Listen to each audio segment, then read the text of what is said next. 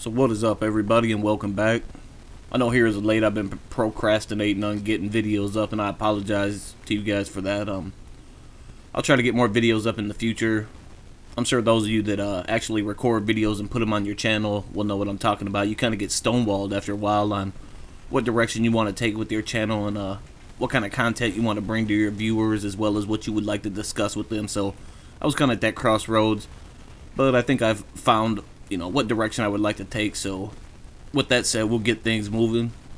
So I know not every one of my subscribers and my viewers is going to appreciate the Minecraft video, but I thought I'd give you guys a little bit of information on what it is I'm doing here in the video, seeing that I'm not really talking about the video. What I'm doing is I'm giving a tour of a server that I play on. It's called Greencityserver. I'll leave a link to our forums in the description, as well as the address that you would put in the bar so that you could join the server in case you guys would be interested in playing with us. And for those of you that don't know, Underground Dubstep, a guy that I've mentioned in quite a few of my videos, is the owner of this server. So if you'd be interested in talking to me or him, we do get on TeamSpeak, so you'd be able to carry on a conversation with us. But anyways, I'll get into the story here. I know I said I'd bring a jailhouse story, but that's just not what I was feeling. I felt after the video that I brought to you guys about me being shot, a very traumatic event took place in my life a few months thereafter, actually on Valentine's Day morning, that I thought I'd share with you guys. So for those of you that may have missed my story about me getting shot, I was shot in 1998, which I know was very traumatic for my mom. And then that following year, I was shot on the 23rd, so the next year, 99, it's February 14th, I believe it is. I believe that's Valentine's Day. And my sister went out partying the night before. She actually went to a hotel party with some of her girlfriends. Now, before she decided to go out and party that night, I had asked her who she was going with, and she had told me she was going with this known Ambrose. And I knew the Latin Kings, because, like, when it comes down to money, people will do business with people outside of their mob. We're looking for this guy because he was known to be passing out phony money. I don't know how he was getting his hands on it, but people were looking to kill this motherfucker, because he was passing out phony money and drug deals and shit. Nonetheless, she goes to the party with her girlfriends. Besides what aside from what I tell her, she goes there. So the morning rolls around. I don't know the events that took place, up to this point, but morning rolls around.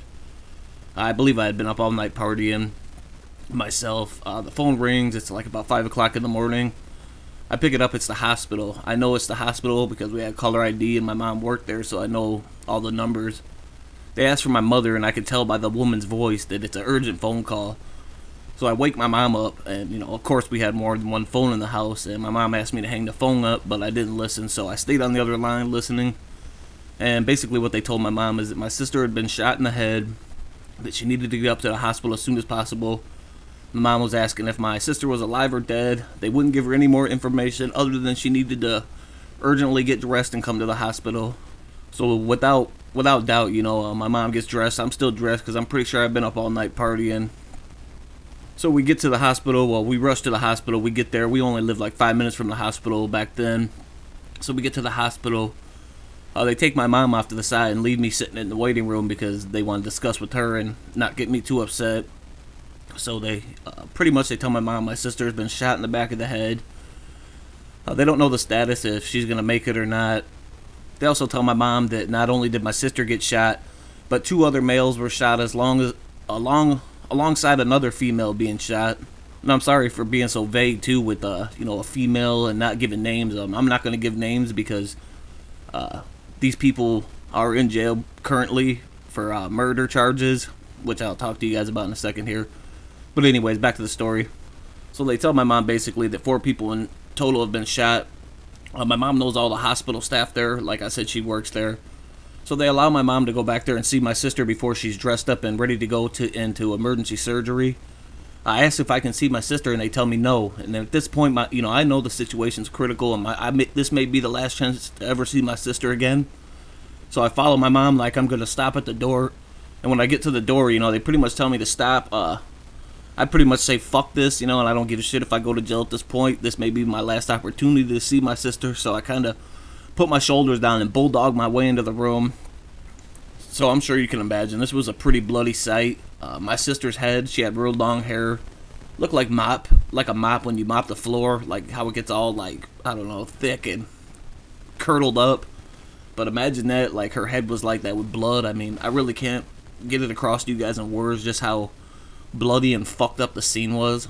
Now, in all honesty, man, when I look back on it, man, I kind of regret rushing into the room and seeing my sister like that, because all bullshit aside, I dreamt about it, had nightmares about it, and at times, I still have nightmares about it that wake me up. Even though my sister's passed away from that car accident, like I had told you guys, I still dream about the situation from time to time, and it'll wake me up in a cold sweat out of my sleep. So after I see her like that, I back out of the room. They pretty much rush her immediately in for surgery. We don't know whether or not she's going to make it. So I spend my whole day at the hospital. I call her girlfriends. And I'm not a religious man. And some of her friends that showed up are religious. They're Catholics. And they took me to a Catholic church. And I hadn't been to a church in like 10 years. I'm not going to bullshit you guys. So we went to church, and for the first time in 10 years of my life, I prayed to God, begging for him to show mercy on my sister, please not let my sister pass, because I forgot to mention that, not only did I tell her not to go to that party, but I said some pretty hateful words, and that's I didn't want to have to live with that for the rest of my life, that being some of the last things I had said to her, to be just hateful fucking things, So after we pray, we go back to the hospital, to sit there and wait to find out the status of my sister, because, it was a long waiting period. At one point, we were told that one of the gentlemen who had got shot with my sister had passed away. He actually got shot 5 times in his face. They did him execution style. He was completely defenseless, and this is the guy that I was telling you about that had been passing off bogus money. People were out to kill this motherfucker, and I'm sure you can imagine why. You just don't fuck with another man's money. I'm sure you as a man watching this know what I'm talking about, and if you're a woman, you know now what I mean. So like I said, he was an Ambrose. At one point I got hungry, went down to the food court by myself, not thinking. I guess his buddies had decided to come up there and find out the situation, and they hadn't been told yet that he had passed away. Obviously they had only told his immediate family, which who had yet to disclose that to the Ambrose, the mob that he belonged to. So what's fucked up is I run into them at the food court. There's 5 of them. I'm up there by myself. I'm there on family business, so obviously I don't have any of my guys there with me. They see me there. They know that their buddy's been shot, and they assume, I guess, that it was Vice Lords at this point. They attempt to move on me. We're kind of scuffling. It's just like banging, like banging shoulders, pushing each other. Security guards come down there and broke the shit up. So after all that, man, I'm back up there. I'm back with my family. We're waiting on the status. The police come up there and start questioning us, asking if we know, known enemies. And I'm listening to everybody's conversation as well as what's being communicated between the police. And what I come to find out is Latin Kings may have had something to do with this.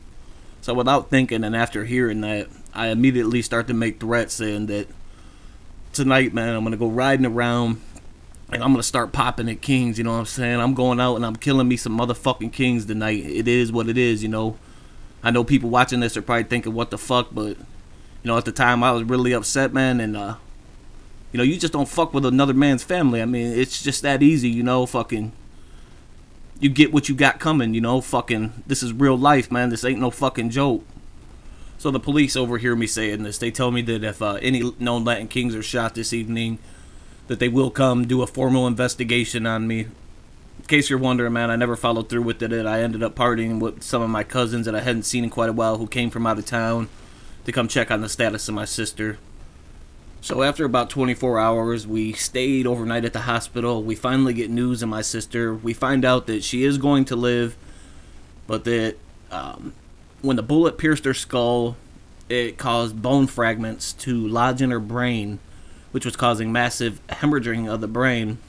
So they therefore had to remove a section of the brain in order to get the bones out and to stop the hemorrhaging, which would have killed her, So they tell us my sister will probably never be the same. It's doubtful whether or not she'll ever be able to walk or talk again in her lifetime. Now, my sister at this time is only 16 years old. She hasn't got her driver's license yet. She has her whole life to look forward to. And, just to hear this, man, is completely fucking disappointing. I'll never be able to get across to you guys into words how I was feeling at this point. So I'll fast forward things. My sister does live. She ends up having to go to a rehabilitation center called Mary and Joy in Wheaton. When she arrives at the rehabilitation center, she is scared for her life. She's like always panicking, like throwing these fits because, like the doctor said, my sister had to relearn completely how to walk and talk again. She was completely immobile for about 4 months of her life after being shot. And by immobile, I mean she was pretty much strapped to the bed because she had lost all of her motor skill as well as her talking skills.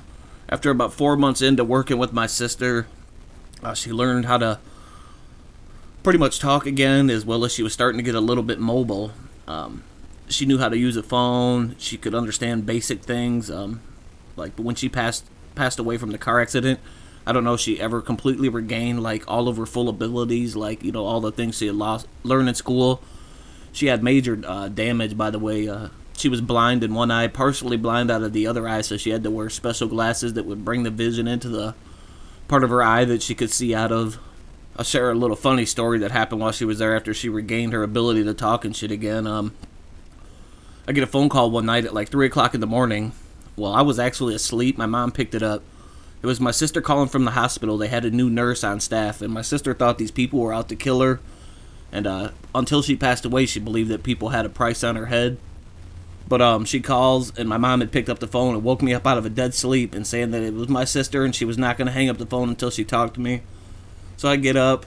I gave up 6 months of my life, by the way, for my sister in the end, helping her learn how to walk and talk again. She was in that hospital for a total of 6 months before she was released home. So I get on the phone and she tells me, Tommy, there's this nurse. I know it's a Latin King. She's trying to get me to take pills. I believe she's trying to kill me.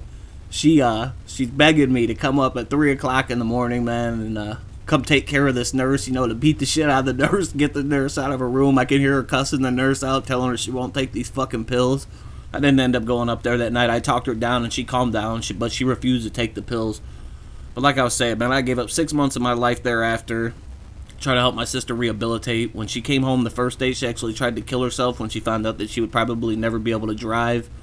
Seeing that she had never actually been able to get her license, she tried to bang her head because she had a soft spot from where the bullet had entered, and she tried to bang her head against the wall and kill herself because she thought her life was pretty much over. She used to tell me all the time that sometimes she wished she had died there. What's so fucked up to me, man, when I look back on it, my sister lived through being shot in the head, only to pass away, like I told you guys, from a pussy-ass car accident. She was a strong person, man. She'll forever be missed. I love my sister. Rest in peace, Mom and Becky. You will always be missed, and I'll always be thinking of you. That's all I got, man, before I get too emotional. This has been Too Cold, and I'm out. Peace.